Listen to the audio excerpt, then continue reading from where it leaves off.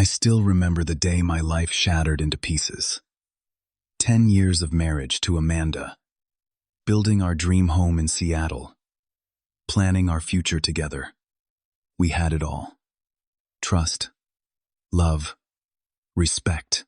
Until her college friend Stephanie came back into our lives after her divorce. Little did I know her arrival would trigger a series of events that would reveal the true nature of the woman I had shared my bed with for a decade. Some betrayals cut deeper than others. If you are watching this, let me know where you are viewing from. Hit that like button, subscribe to my channel, and stick around to hear how I survived being falsely accused by my wife's best friend, and how I discovered who truly had my back when everything fell apart. I met Amanda during our sophomore year at Washington State University. I was majoring in computer science while she studied marketing. Our paths crossed at a mutual friend's birthday party. She caught my attention immediately with her infectious laugh and bright blue eyes. I gathered my courage to approach her, spilled my drink on her shoes, and somehow still managed to get her number. Our first date was at a small Italian restaurant just off campus. I knew that night that she was special. The way she talked about her dreams of working for a major advertising firm, her love for her family, and her genuine interest in my own aspirations created an instant connection between us. After graduation, we both landed jobs in Seattle. I joined a growing tech company as a junior developer, and she secured a position with a marketing agency. We moved into a tiny one-bedroom apartment downtown, struggling to make ends meet, but happier than we had ever been. On our third anniversary, I proposed on the ferry crossing Puget Sound, with the Seattle skyline behind us. She said yes before I could even finish asking. We married in a small ceremony surrounded by family and close friends. As the years passed, our careers flourished. I climbed the ranks to become a senior software engineer, while Amanda was promoted to marketing executive. We saved enough to buy our dream home in a suburban neighborhood, with excellent schools planning ahead for the family we hoped to start soon. Our social life revolved around weekend barbecues, game nights, with friends and occasional dinner parties. We were that couple others looked up to, solid and dependable. At least that is what I thought, until Stephanie re-entered the picture. Amanda came home one evening, unusually excited. She had bumped into her old college roommate Stephanie at a coffee shop downtown. They had been inseparable during their university years, but lost touch after graduation when Stephanie moved to Chicago for work. Stephanie had recently divorced her husband of 7 years and moved back to Seattle for a fresh start. Amanda was thrilled to reconnect with her old friend and immediately invited her to dinner that weekend. I was happy for Amanda. She always spoke fondly of Stephanie, and I looked forward to meeting this important person from my wife's past. The dinner went well enough. Stephanie was attractive with long auburn hair and a sharp wit. She complimented our home, asked thoughtful questions about my work, and reminisced about college adventures with Amanda. Nothing seemed amiss. The frequency of Stephanie's visits increased over the next few months. She would drop by unannounced, sometimes staying late into the evening. I noticed she often timed her visits when Amanda was busy in another room, using those moments to ask personal questions about our marriage or make comments that bordered on inappropriate. Once, while Amanda was on a call in her home office, Stephanie leaned close to me on the couch and whispered, "I can see why Amanda kept you around all these years." Her hand rested on my knee a beat too long. I shifted away, making a joke to diffuse the tension. Another time she arrived wearing a revealing dress for what was supposed to be a casual dinner. Throughout the evening, she found excuses to brush against me or ask for my help reaching items in the kitchen, standing unnecessarily close. I mentioned my discomfort to Amanda, once carefully suggesting that Stephanie might be a bit too friendly. My wife dismissed my concerns, attributing Stephanie's behavior to her recent divorce, and assuring me she was just a naturally affectionate person. I did not push the issue, not wanting to cause friction between Amanda and her friend. That was my first mistake. The incident occurred on a Thursday in October. Amanda was away on a 2-day business trip to Portland. I had been working late from home, finishing a critical project due the next morning. Around 11 p.m., the doorbell rang. Peering through the peephole, I saw Stephanie swaying slightly on our front porch. I opened the door reluctantly. Stephanie was clearly intoxicated, her eyes unfocused, and her words slurring as she claimed she had been at a bar nearby and decided to stop in to say hello. I knew I should have called her a rideshare and sent her home, but it was late and raining heavily. Against my better judgment, I let her in to call a car. While I searched for my phone, Stephanie kicked off her heels and made herself comfortable on our sofa. She asked for water, which I brought her, hoping it would help sober her up. As I handed her the glass, she grabbed my wrist and pulled me down beside her. Before I could react, she lunged forward, pressing her lips against mine and pushing her body weight onto me. The smell of alcohol was overwhelming. I immediately pushed her away, standing up and putting distance between us. "What are you doing?" I demanded, wiping my mouth with the back of my hand. Stephanie's expression darkened. "Oh, come on, Diego. I have seen how you look at me. We both know you want this." "I need you to leave right now," I said firmly. "I will call you a car." She stood up, anger flashing in her eyes. "You think you are too good for me," she hissed. "Amanda does not need to know about this. It can be our little secret." "There is nothing to know," I responded, already dialing for a rideshare. "This never happened, and will never happen." As the car arrived, Stephanie turned to me with a cold smile that sent a chill down my spine. "You will regret this," she said softly before walking out into the rain. I closed the door, my heart pounding. I considered calling Amanda immediately, but decided against it. Why create drama during her business trip? I would tell her when she returned home face to face. That was my second mistake. The next morning, I was in a meeting when my phone lit up with Amanda's name. Excusing myself, I stepped out to take the call, expecting to hear about her presentation. Instead, her voice came through cold and trembling. "How could you, Diego?" she whispered. My stomach dropped. "What are you talking about?" Stephanie told me everything she said, her voice breaking. How you invited her over while I was gone. How you tried to force yourself on her when she rejected you. The accusation hit me like a physical blow. "That is absolutely not what happened," I protested. "She showed up drunk. She tried to kiss me, and I asked her to leave immediately." "So you admit she was there?" Amanda shot back. "That is convenient, turning this around on her." She called me crying Diego. She could barely speak. No matter how I tried to explain, Amanda had already made up her mind. Stephanie had reached her first with a completely fabricated version of events, and my wife of 10 years chose to believe her friend over me without hesitation. When Amanda returned the following day, she packed a bag and announced she would be staying with her sister until she figured out what to do. I begged her to listen, to consider why I would suddenly assault her friend after 10 years of faithful marriage. But she shut me out completely. The situation spiraled rapidly. Amanda told her family, who naturally took her side. Then our mutual friends began hearing rumors. Text messages from concerned acquaintances started arriving, some expressing disbelief, others straight condemnation. People I had known for years suddenly viewed me as a predator.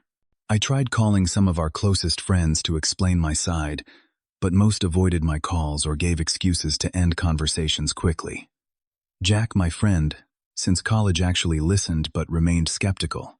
If Stephanie was lying, he asked, why would she put herself through this? The isolation grew suffocating. I went to work, came home to an empty house, and tried to process how my life had imploded so completely in just days. Each night I stared at Amanda's side of the bed, wondering if she would ever trust me again. 2 weeks after the incident, Amanda returned only to inform me that she wanted a legal separation. She had consulted with a divorce attorney and believed it was best to formalize our situation while she decided on permanent next steps. I was stunned into silence as she outlined her plans to divide our assets and establish separate lives. Then came the final blow. Stephanie was considering pressing charges. Amanda informed me clinically. She wanted me to know in advance, as a courtesy. A courtesy. I exploded. After 10 years together, you believe I would assault your friend. You are leaving me, And now you are giving me a heads up that I might face criminal charges for something that never happened." Amanda flinched at my raised voice, taking a step back. This reaction only infuriated me more, as I realized she actually feared me now. The woman who had slept beside me for a decade suddenly saw me as dangerous. Following Amanda's departure, I received an email from a detective requesting I come in for questioning regarding allegations made by Stephanie. I immediately contacted a lawyer who specialized in false accusations, draining my savings account to pay the retainer. My lawyer advised against speaking to the police without her present and began preparing for what might become a criminal defense. The gravity of my situation crashed down on me. I could lose everything: my job, my reputation, possibly even my freedom, over a completely fabricated accusation. Work became another battlefield. Though no formal complaint had been filed, rumors reached my office. My manager called me in for an uncomfortable conversation about maintaining a professional environment. While he did not explicitly mention the allegations, his meaning was clear: any hint of impropriety could cost me my position. Projects I had been leading were reassigned. Colleagues who once sought my input now avoided eye contact in hallways. The career I had built over years began crumbling around me. I hit rock bottom one night alone in our house, surrounded by photographs of a life that no longer existed. I had not heard from Amanda in days. My lawyer warned that Stephanie was pushing forward with her complaint. My bank account was depleting rapidly from legal fees. Several friends had blocked my number. Sitting in the dark, I contemplated giving up, moving away, starting over somewhere new. In my darkest moment, I wondered if anyone would even notice if I simply disappeared. The turning point came unexpectedly. Searching through old files for financial documents my lawyer needed, I remembered our home security system. We had installed doorbell cameras and exterior motion sensors the previous year after a break-in at a neighbor's house. With trembling hands, I logged into the security app and scrolled back to the night of the incident. There it was. Clear footage of Stephanie arriving at our door, visibly intoxicated without invitation. The timestamp matched my account exactly. More importantly, the camera had captured audio of our interaction on the porch when she left. Though partially obscured by the sound of rain, her parting threat was unmistakable. "You will regret this." I immediately forwarded the footage to my lawyer, who called it a game changer. For the first time in weeks, I felt a flicker of hope. The next breakthrough came from an unexpected source. Laura, a peripheral friend in our social circle who had worked with Stephanie, briefly reached out to me privately. She had been hesitant to get involved, but could not in good conscience stay silent after hearing what was happening. According to Laura, Stephanie had exhibited troubling behavior with male colleagues before including false claims about their interactions. More damning, she had overheard Stephanie at a happy hour shortly after reconnecting with Amanda, commenting on how attractive I was, and wondering aloud if I was truly satisfied in my marriage. My lawyer suggested we look deeper into Stephanie's past. Through careful investigation and interviews with people from her previous workplace in Chicago, we uncovered a pattern. Stephanie had left her job there, following allegations she had made against a married supervisor, allegations that were later recanted when evidence emerged contradicting her story. Armed with this information and the security footage, my lawyer confronted Stephanie's attorney with our evidence and intention to countersue for defamation if she proceeded with charges. We also indicated we had witnesses ready to testify about Stephanie's pattern of behavior. 2 days later, Stephanie withdrew her complaint. The detective informed me the case was closed due to insufficient evidence to proceed. The immediate legal threat had passed, but my marriage and reputation remained in tatters. I sent the security footage and witness statements to Amanda with a simple message: "This is the truth. I never asked for any of this. I just want my life back." For days I heard nothing. Then on a Sunday morning, Amanda appeared at our door. Her eyes were red from crying, her posture defeated. Without a word, I let her in. She had viewed the evidence, she said quietly. She had also confronted Stephanie, who eventually broke down and admitted the truth when presented with the contradicting evidence. Amanda apologized repeatedly, saying she had been shocked and confused, that she never should have doubted me. I listened silently, a strange numbness replacing the desperation I had felt for weeks. When she finished, I asked the question that had been haunting me. Why did you believe her over me? So easily, Amanda had no satisfactory answer. She mentioned their long history, Stephanie's convincing distress, the detail in her story. But ultimately, she admitted she had failed the most basic test of our marriage, trusting in the person she had chosen as her partner. I thought that moment would bring relief, vindication, the clearing of my name, the potential to rebuild. Instead, I felt hollow. The damage had been done. Friends who had abandoned me were suddenly apologetic. Colleagues who had ostracized me acted as though nothing had happened. My life was supposed to reset to normal, but I knew too much now about the fragility of trust and loyalty. The final revelation came a week later. Amanda and I were attempting an uncomfortable reconciliation, sleeping in the same bed but with an emotional gulf between us. While using her tablet to order takeout, I noticed a text notification from Stephanie. Disbelieving, I opened the message thread. There, in black and white, was evidence that Amanda was still in contact with Stephanie. Not only that, she was planning a weekend trip to help Stephanie relocate to Portland, a show of support for the woman who had nearly destroyed our lives. The reason for her sudden move was clear: the social fallout from her exposed lies made staying in Seattle untenable. When confronted, Amanda became defensive. Stephanie was going through a difficult time, she argued. Yes, she had made a terrible mistake. But she was still Amanda's oldest friend. She needed support during this transition. I do not think I fully understood what betrayal meant until that moment. It wasn't just that Amanda had believed Stephanie's accusation. It was that even knowing the truth, her loyalty remained divided. Some part of her still prioritized this friendship over the devastation it had caused me. That night I packed my own bag and checked into a hotel. The next day, I contacted a divorce attorney. The 6 months that followed were a time of rebuilding from the ground up. The divorce proceedings were surprisingly civil, perhaps because Amanda's guilt prevented her from contesting anything. We sold the house, divided our assets, and untangled a decade of shared life with minimal conflict. I found a new job at a smaller tech company across town. The fresh start was exactly what I needed. Professional challenges that demanded my focus and colleagues who knew nothing of my personal drama.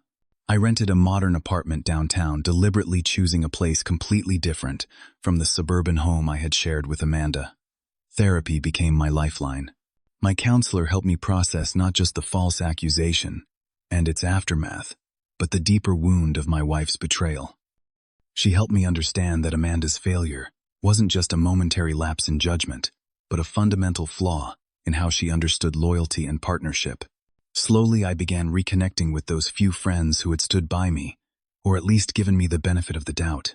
Jack, who had initially been skeptical, but came around when evidence emerged, became a regular presence in my new life. Laura, whose testimony had helped clear my name, became a valued friend as well. The legal chapter concluded when my lawyer successfully negotiated a formal retraction from Stephanie. She signed a document acknowledging her false statements and agreed to have no further contact with me as part of a settlement that prevented me from suing her for defamation. The document provided a sense of closure, though the damage to my reputation could never be fully repaired. About 8 months after moving out, I ran into Amanda at a grocery store. She looked smaller, somehow diminished. She asked if we could get coffee sometime, saying she missed our friendship. I declined politely, but firmly. Some bridges once burned cannot be rebuilt. Healing came in unexpected ways. I reconnected with old hobbies, abandoned during my marriage. Photography, hiking, playing guitar. I volunteered at a legal aid clinic that helped people who could not afford representation, finding purpose in assisting others facing uphill battles against a system that often presumed guilt. Dating again proved challenging. The experience had left me wary of vulnerability, quick to spot red flags, and hesitant to fully trust. My therapist reminded me that while caution was understandable, walls too high would prevent any meaningful connection. It was a balance I was still learning to strike. A year after the divorce finalized, I met Madeline at a photography workshop. Our connection developed, slowly built on mutual respect and clear communication. When I finally shared my story with her, she listened without judgment. Her response, "What happened to you was terrible, but it does not define who you are," showed me that understanding partners did exist. The most important lesson from this ordeal was recognizing my own resilience. I had faced a situation that could have destroyed my life, completely false accusations, betrayal by my life partner, abandonment by friends, professional setbacks, and I had survived. Not only survived, but emerged stronger, more self-aware, and with clearer boundaries. I learned that sometimes the people we trust most are capable of the deepest betrayals. I learned that standing alone for the truth is better than having company in a lie. I learned that rebuilding after devastation is possible even when the process is painful and slow.